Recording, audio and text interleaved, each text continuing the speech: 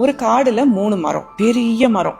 அதுவும் பிரான்ச்லாம் இல்லாம அப்படியே ஸ்ட்ரெயிட்டா உலக்க மாதிரி, ஆனா நல்ல பெரிய உலக்க மாதிரி மரம். அது மெச்சூர் ஆயிடுச்சு. நெக்ஸ்ட் அந்த வெட்டுற ஸ்டேஜுக்கு வந்துருச்சு. அந்த 3 மரமும் என்ன ஆகணும் அப்படின்னு பேசிக்கிறதுங்களாம். ஒரு மரம் சொல்லுதான், நான் ராஜா, மந்திரி, படை இதெல்லாம் போற படகாகணும்னு ஆசைப்படுறேன் அப்படின்னு சொல்லுதான்.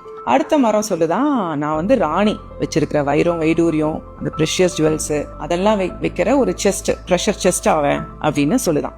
3வது மரம் சொல்லுதான், இதெல்லாம் என்ன உங்க ஆசை, நான் ஃபியூச்சர், ராஜாங்கத்தோட ஃபியூச்சர், அரசகுமாரர், பிரின்ஸ் பிறந்து படுக்கிற தொட்டிலா நான் ஆக போறேன் அப்படின்னு 3ம் அதோட மேனிஃபெஸ்டேஷனை சொல்லுதான். அன்னைக்கு சாயந்தரமே ஒரு உட்கட்டரும் அவரோட பையனும் பார்த்துட்டு, டே என்ன மரண்டா இது 3ம், ஒரு மரத்தை வெட்டினா ஒரு வருஷத்துக்கு நம்ம விறகுக்கு ஆளாச்சுன்னு சொல்லிட்டு 3 மரத்தையும் வெட்டி சந்தோஷமா எடுத்துட்டு போறாங்க. வீட்டுக்கு போன உடனே அந்த பையனோட வைஃப், அப்பதான் கல்யாணம் ஆகி அவங்க பிரெக்னெண்டா இருப்பாங்க.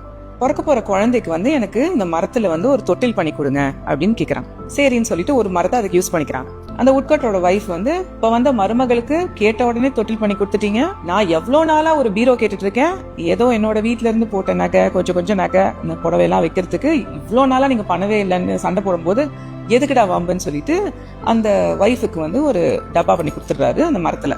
அப்புறம் அந்த பையன் சொல்வானா, அப்பா நம்ம இந்த கிராமத்துல, இந்த ஊர்ல நம்ம விற்கிறத விட ஆறு கடந்து போய் அங்க பெரிய ஊர் இருக்கு, அங்க போய் வித்தா நம்மளுக்கு லாபம் நிறைய வரணும்னே, ஆமாண்டா மகனே நீ சொல்றது கரெக்ட்னு சொல்லி ஒரு சின்ன படகு பண்ணிடுறாங்க.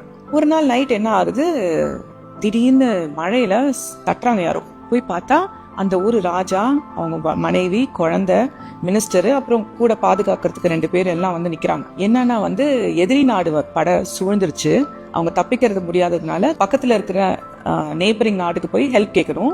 நானும் மந்திரி எல்லாம் போயிட்டு வந்துடுறேன், என்னோட ராணி குழந்தை இன்னைக்கு நைட் இங்க இருக்கட்டும்னு ஹெல்ப் கேட்கிறாரு ராஜா. சரின்னு சொல்லிட்டு அந்த குழந்தைய இந்த புதுசா பண்ணி வச்சிருந்த இந்த தொட்டில போடுறாங்க. அத ராணியோட ட்ரெஸ், ராணியோட நகையெல்லாம் அந்த வச்சிருந்த பீரோ பாக்ஸ்ல வைக்கிறாங்க. இந்த ராஜாவும் மந்திரியும் எனக்கு படகு வேணும்பான்னு சொன்னோடனே எங்க கிட்ட இருக்கு ராஜான்னு சொல்லி இவங்க பண்ணின படகுல ராஜா பக்கத்து நெய்பரிங் நாட்டுக்கு போறாரு. இந்த 3 மரமும் மேனிஃபெஸ்ட் பண்ணது நடந்துருச்சா? ஆனா அவங்க நினைச்சது வேற மாதிரி, நடந்தது வேற மாதிரி. நம்மளாம் என்ன பண்றோம் தெரியுமா, கடவுளுக்கே கன்சல்டன்ட். எது எப்ப நடக்கணும், எப்படி நடக்கணும், எந்த வழியா நடக்கணும் அப்படிங்கறத எல்லாத்தையும் நம்ம பிரேயருங்கிற ஒரு ரிப்போர்ட் மாதிரி கடவுள்கிட்ட கொடுத்து அது நடக்கணும்னு எதிர்பார்க்கிறோம். அதுக்கு பதிலா எனக்கு என்ன நல்லதோ அது உங்களுக்கு தான் தெரியும் கடவுளே, நீங்க பார்த்து செய்யுங்க அப்படின்னு கடவுள் கிட்ட விட்டுட்டோம்னா பெஸ்ட் ஆஃப் த பெஸ்டா நம்ம லைஃப்ல எல்லாம் அமையும். இதுதான் மேனிஃபெஸ்டேஷனோட ட்ரிக்.